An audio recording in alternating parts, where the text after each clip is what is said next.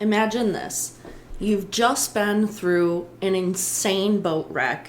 You barely survived. There are hundreds dead around you, and you've managed to make it onto one of the makeshift rafts that survived this crash. You're being towed by a lifeboat, and everything is chaos. And all of a sudden, you see the lifeboat get further and further and further away. They've cut the ropes. They're no longer towing you and everyone else on this raft. You're alone in the middle of the sea. If you can imagine that experience, you can imagine the story behind the painting we're talking about today. The Raft of the Medusa, completed in 1819 by French Romantic painter and lithographer Theodore Gericault. This one is quite a story, folks, so buckle in and let's get started. Hello, honeys, and welcome to our show this week. I hope you all are comfy and cozy and ready for a new episode. We are getting a little heavy this week in the sense that we are getting into politics, but don't worry, we are not starting any over-the-turkey fights this Thanksgiving. We're talking very, very old politics, like 19th century. So this one is family safe. In particular, we're looking at some unexpected parallels between the political criticism in Gericault's Raft of the Medusa and in two of Goya's aquatint etching series.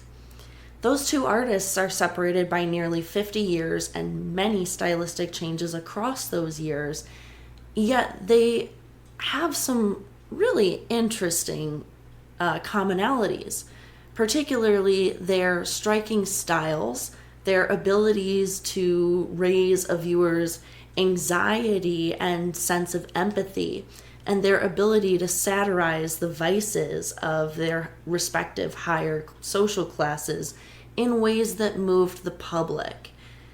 This episode, we're talking through Gericault's work in order to understand an art historical legend and how its impacts resonated long after the controversy inspiring his painting faded.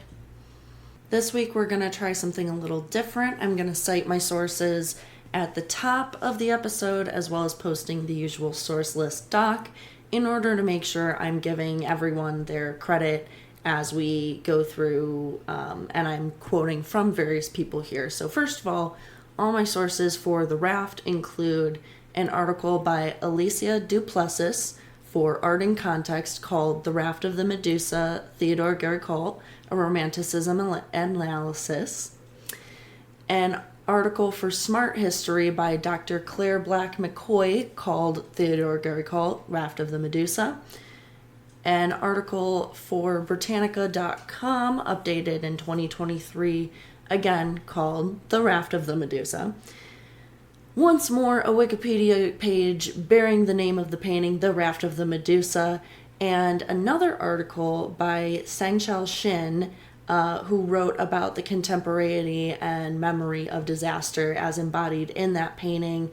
And that article was published in the Journal of the Association of Western Art History in 2017.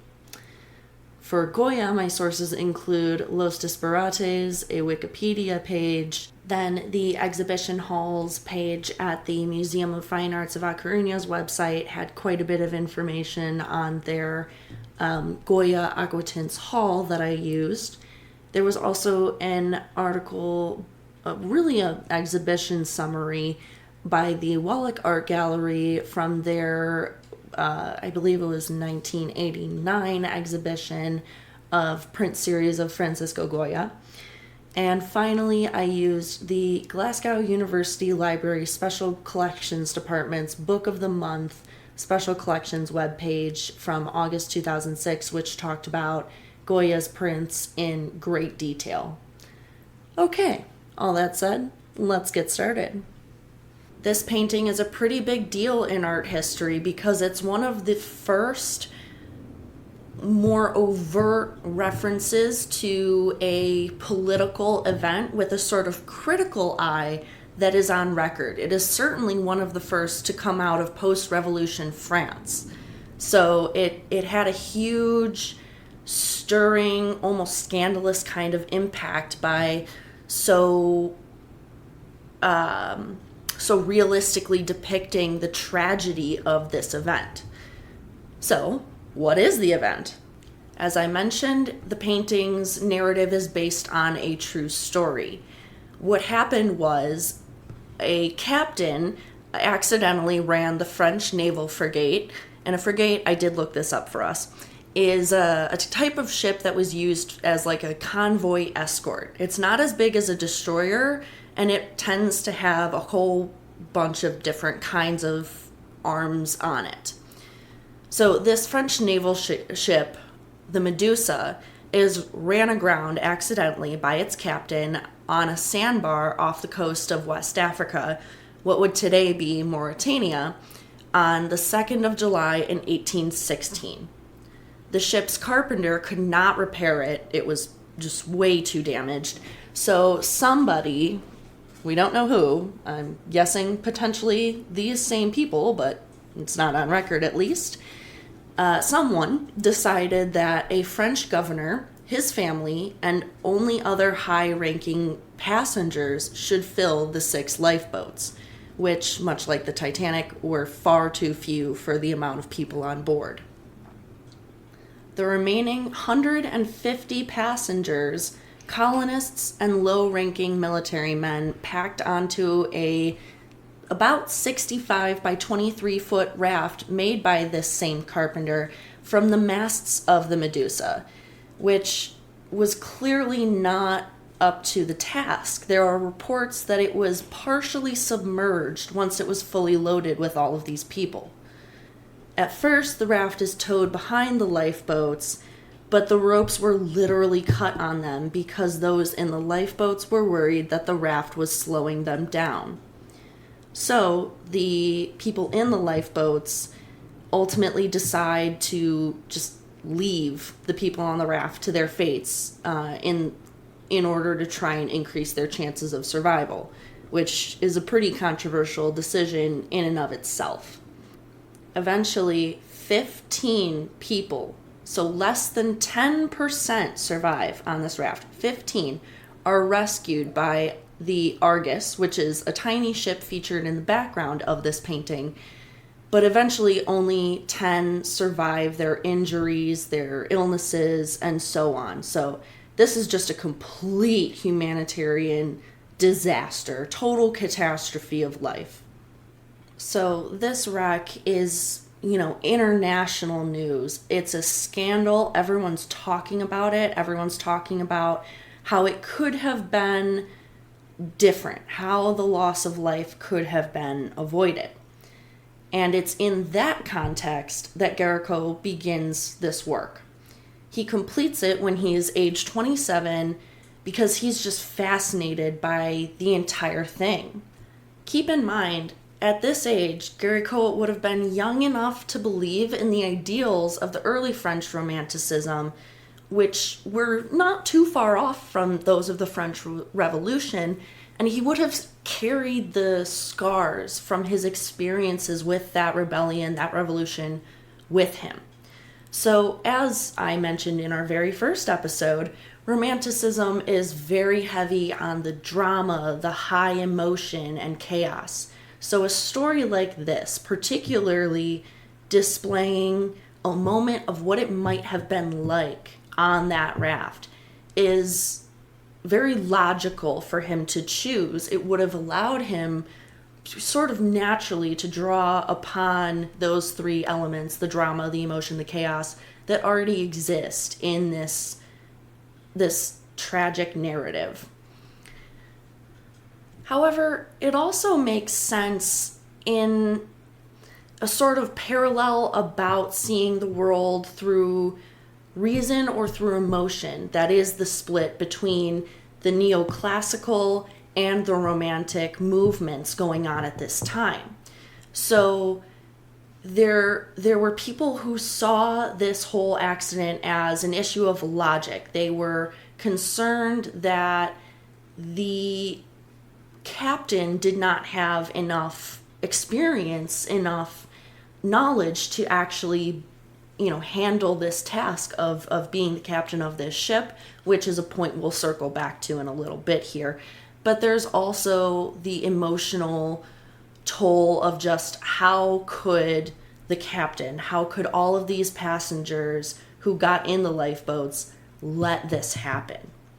So not only is it tied really closely to the movement that Gericault was involved in, but it also relates to this bigger cultural split within French society of whether to view this as a problem of practicality or a problem of human selfishness.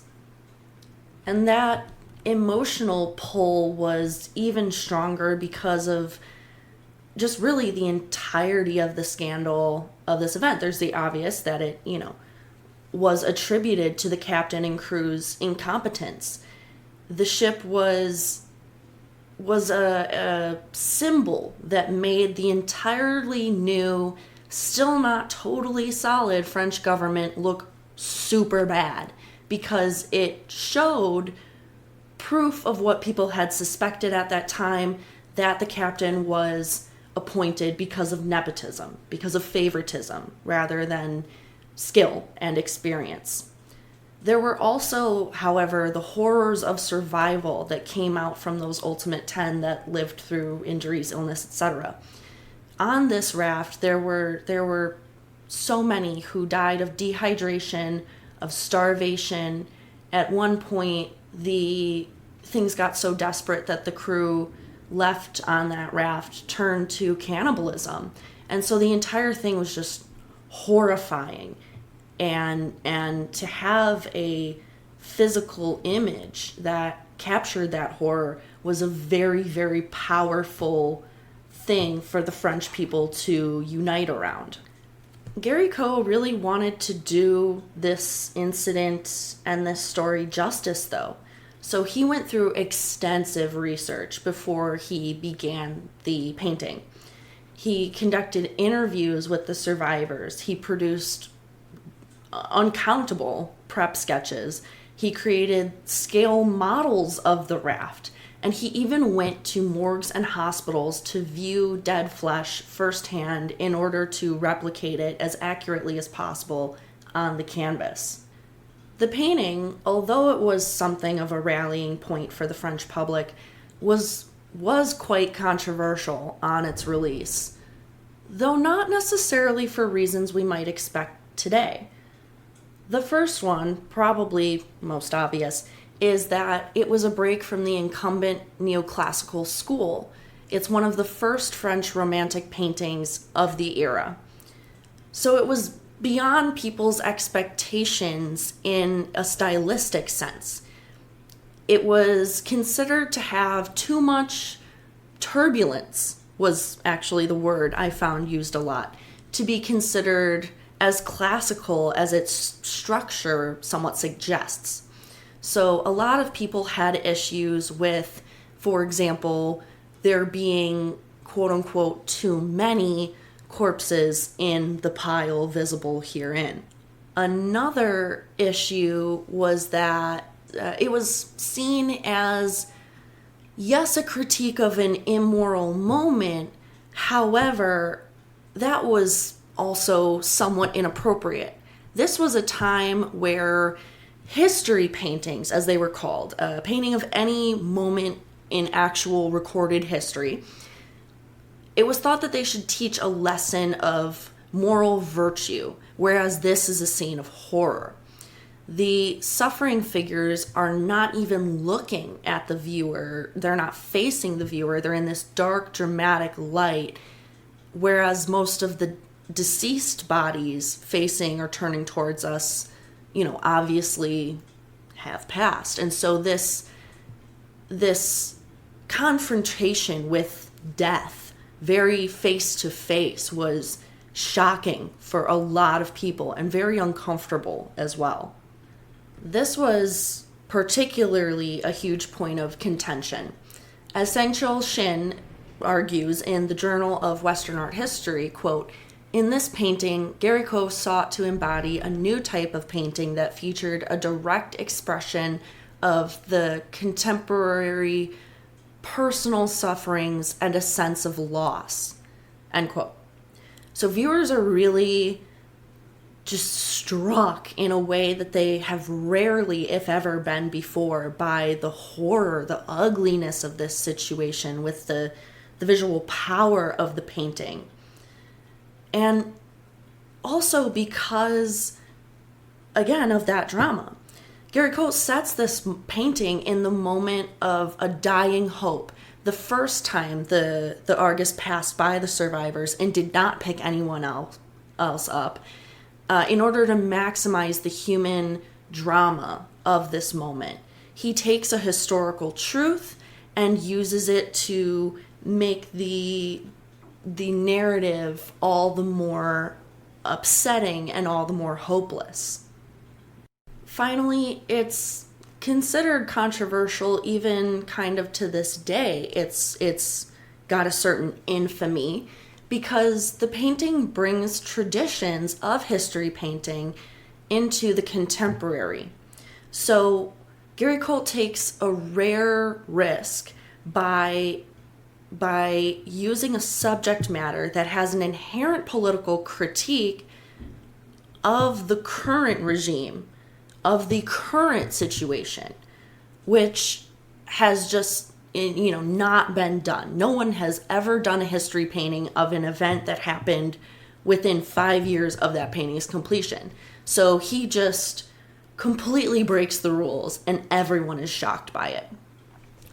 In fact, Art in Context quotes a writer as having summarized this event as, he drew dramatic events from real life on a grand scale, and as a draftsman, he found ideas in the most mundane topics, end quote.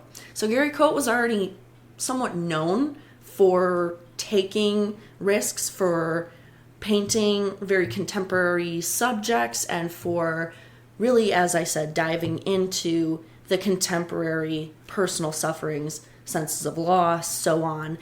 But the fact that he took those topics, the loss especially, and applied it to a scene of lower class people was really quite something. It was new entirely. Finally, another break from tradition, especially history painting tradition, is that there is no one obvious hero figure.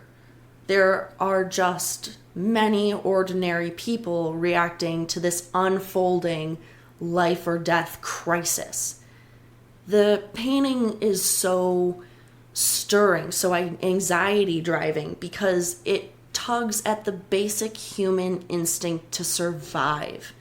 It pulls at our hearts of the pressure, like, how would you handle being in that situation? How could you, each one of us, deal with attempting to live under such dire circumstances?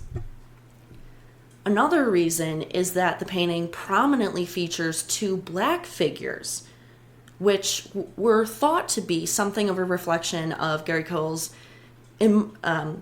abolitionist views.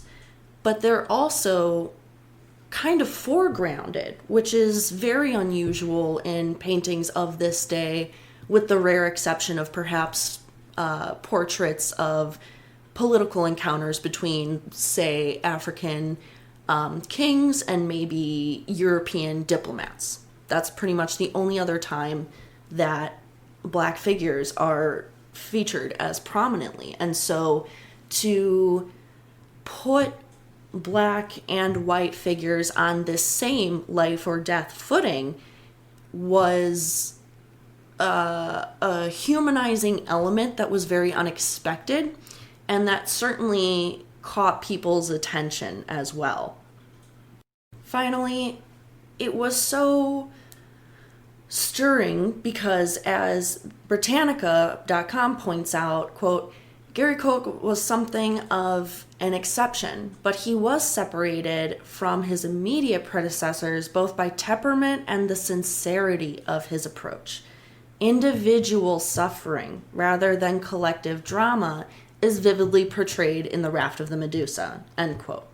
So even though everyone on the raft is in this same deadly situation, they all have individual reactions. You're not going to see the exact same fight, flight, or freeze response from any of the living figures on this raft. Each one is either trying to take the lead and control the very small sail they have.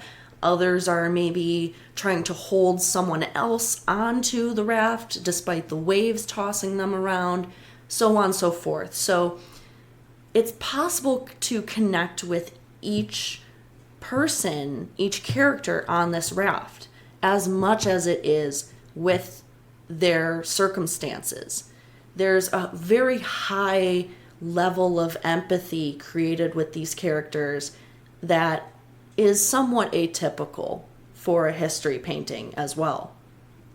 So the kind of ending to this story is that the newly restored Bourbon monarchy is blamed for the ineptitude of both themselves as well as the captain and crew of this ship. It's a really bad look, and it threatened the early reputation of this very newly stable government. The public is all the more livid when they find out that this same captain hadn't sailed in 20 plus years. 20 plus years! So they expected that he was appointed because of favoritism or some other shady method, and this disaster is such concrete proof of that it was really embarrassing almost to be proven so right about this captain's inability to do his job. More importantly, though, the French still did not trust their royals nor their navy, and this was a very easy example that they could point to say they were right. The captain and crew abandoned them and did not even report this raft still floating out in the ocean when the lifeboats were eventually rescued. So the raft occupiers were potentially out at sea for much longer than they needed to be. The casualty rate could have been drastically lower, but the captain, the crew, the high-ranking passengers did pretty much everything wrong, sadly. Eventually, the French public makes good with their government. They figure things out, and this just goes down in history as a big embarrassment from a government that was still very much putting itself together and still had a lot of room for improvement.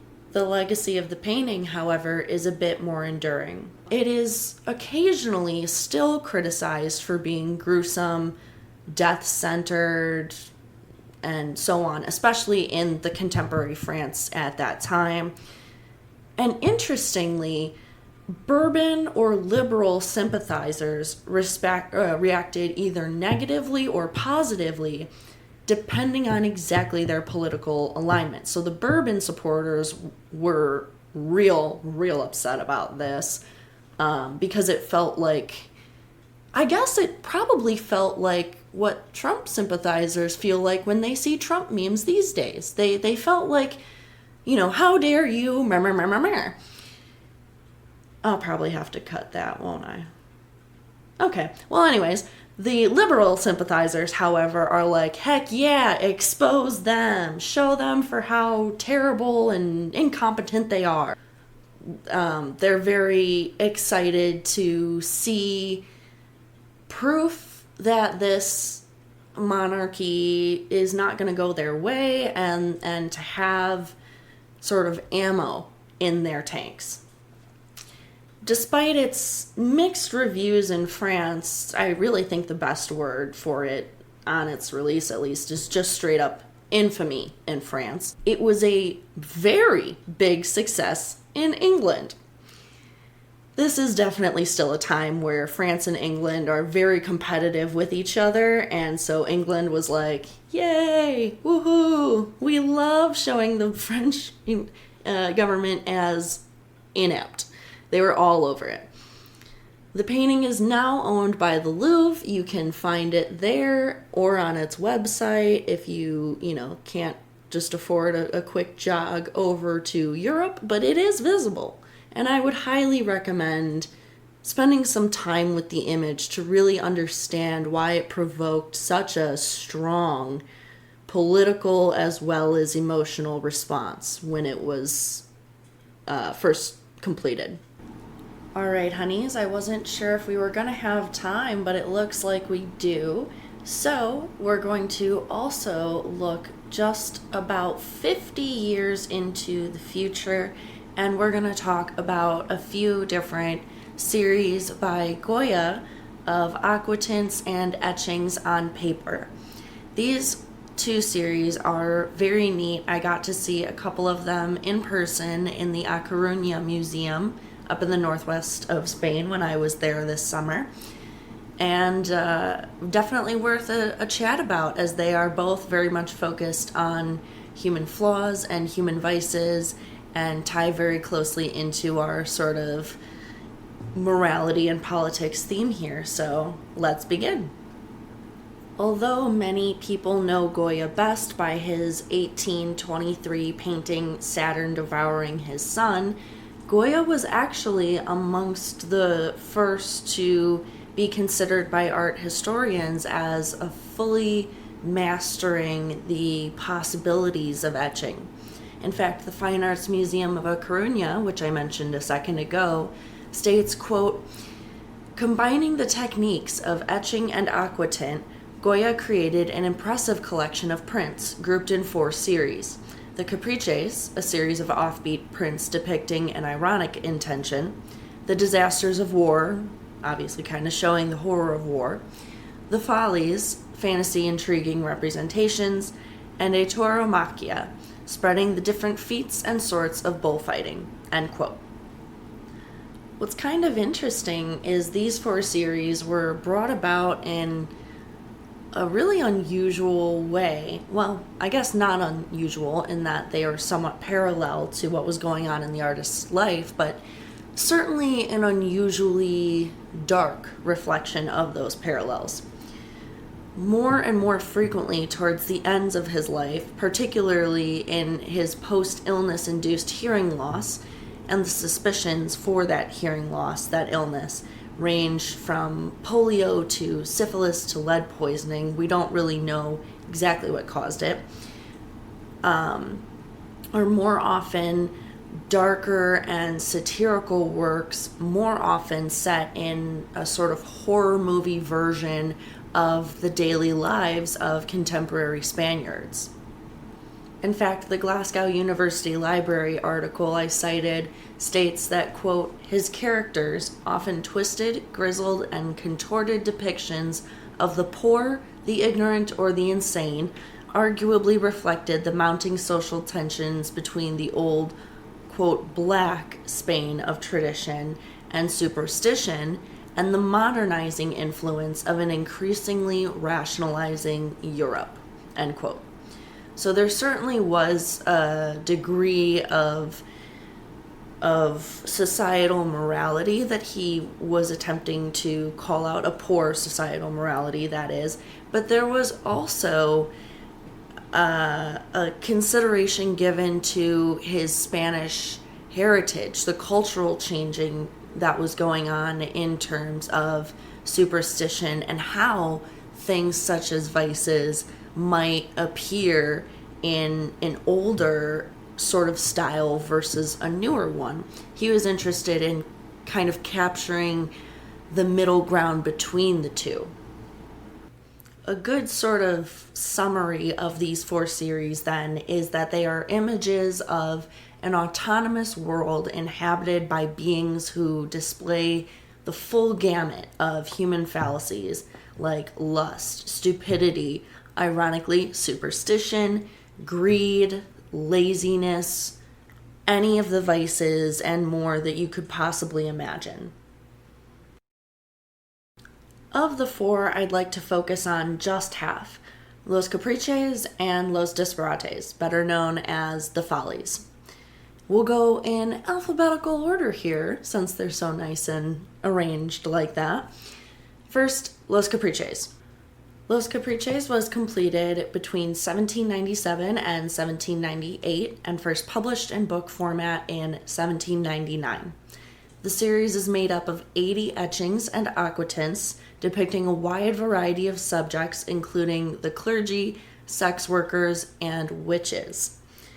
So, who is who in all of these different figures that are suffering under some sort of vice, whether that be an embodied vice who is attacking or kind of haunting, manipulating them in some way, or perhaps not a human form, but maybe an animal depiction of some vice. So you may see bats, or you may even see vices depicted as demons or gremlins. Really, they're just designed to make the viewer very uncomfortable because they look as awful as the immorality of those vices would have been considered at that time.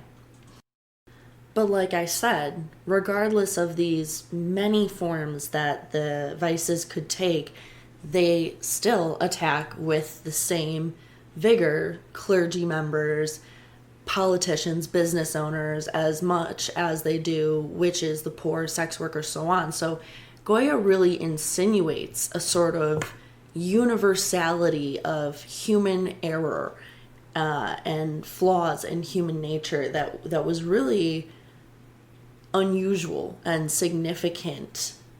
And in fact, that Glasgow U library article states, quote, "Early commentators often read his etchings as direct allegorical satires of prominent people within the Spanish establishment," end quote, including the Queen. That author, however, Hughes, makes the argument that their reading of the Caprices, quote, suggests a far more general critique of humanity where people continually delude themselves and others through a series of formalized and socialized dissimulations, end quote. And then sort of continuing on to say, quote, highlighting the mutual deception being undertaken by the two protagonists, end quote, as the subject of the vice and the vice itself often appear as two separate embodied entities. So, funny enough, the title itself references an art historical tradition of invention and fantasy. So, Goya is able to use this umbrella term within the series to explore, through invention, fantasies of both moments where morality is at stake, as well as what morality may look like, literally, physically look like in various situations. He also uses it to make many different social critiques. He targets religion, morality, love, ignorance, marriage, superstition. He really goes after everything in that particular series because he has the linguistic room to do so, but also in the universality he treats his subjects with.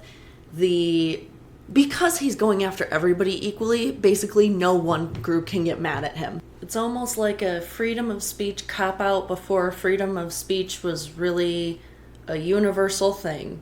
The second series we're discussing, Los Disparates, or The Follies, was first published by the Royal Academy of Fine Arts of San Fernando in 1864 under the title, quote, The Proverbios, because the titles in this edition are all Spanish proverbs. However, the current title is the original suggested by Goya himself. This one consists of an album of 22 prints, originally 18, though 4 works were added later, and they were the last major series of prints created by Goya, creating during the last years of his life, 1815 through 1824. Many of his contemporary critics saw this series as a continuation of both Los Caprices and the Disaster of War, so this one was actually colloquially referred to as the emphatic Caprices. Despite the nominal reference in that nickname, though, this series really stands out for several reasons, really. The high degree of fantasy, which surpasses even the other series, the presentation of very nightmarish scenes, the grotesque and monstrous aspects of the characters that inhabit it, even more so, again, than in the other series, and its lack of logic, or at least their very dreamlike logics, things that don't quite make sense, and they're more often than not critiques of various establishments. This may be because Goya had a little more free range with this series.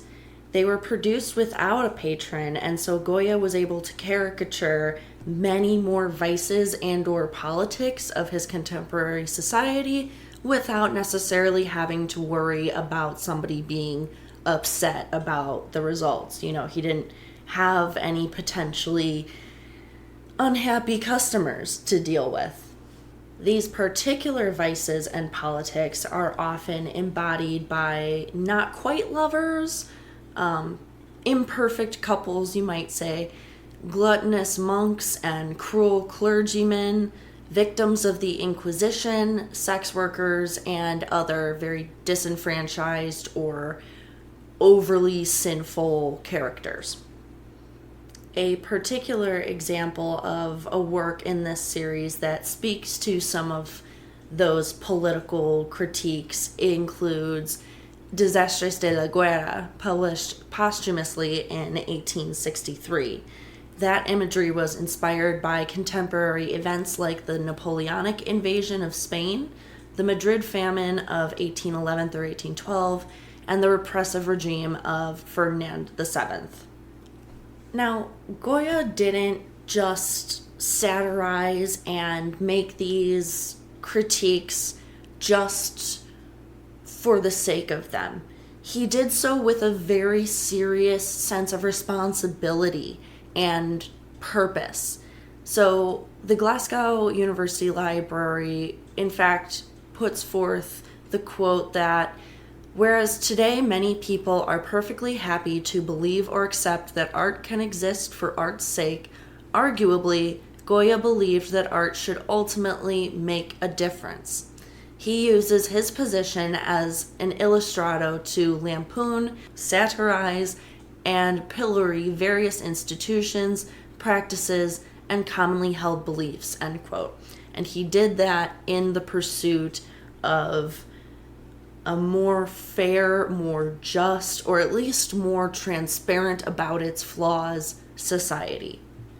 Goya's aim was potentially to visually shame or mock the wrongdoers into, one, recognizing that, the people had caught on, and two, to straighten up their acts. Now again, these two artists from totally different countries, from nearly 50 years apart, and yet they share quite a bit of commonality that's worth looking into. For one, they're not afraid to go after commoners or institutions or anyone in between.